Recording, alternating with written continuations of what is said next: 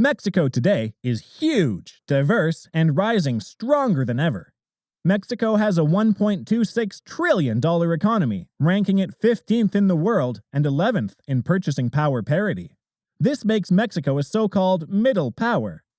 Even though it isn't a G7 economy, it is still an economic power to be taken seriously.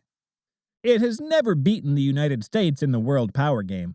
With a relatively young population and a booming economy, the question is whether Mexico will ever be able to project itself in the same way that the United States has.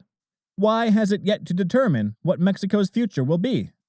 Welcome back to our channel. Subscribe if you haven't already so you can see more videos like this in future posts. Without further ado, let's dive right in. How is the Mexican system performing?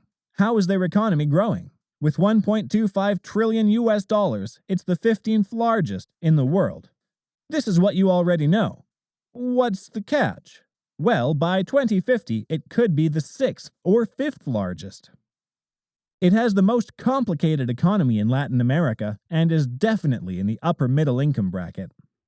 It has a minor agriculture sector that accounts for only 4% of its GDP, and a significant services sector that accounts for around 60% of its GDP. However, this is usually the most prosperous sector of any economy because it is where the high-paying employment is. Financial services, banking, telecommunications, and especially tourism head this sector, the 6th most visited nation in 2019. The vast majority of visitors are from the United States or Canada.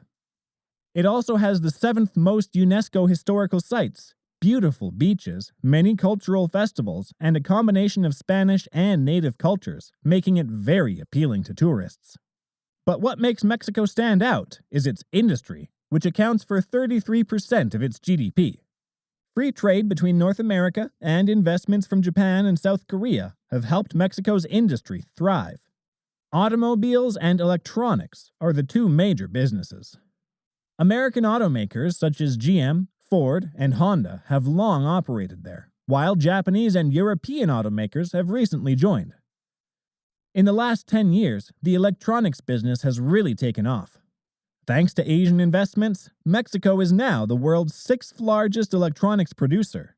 Its key areas of expertise include TVs, computer parts, and screens.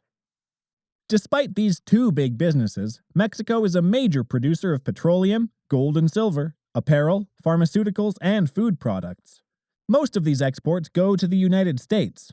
Mexico is one of the biggest trading partners with the United States.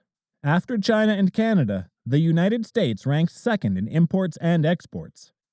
This is increasing as more products are manufactured in Mexico and more industries relocate to Mexico due to lower labor costs and a younger population.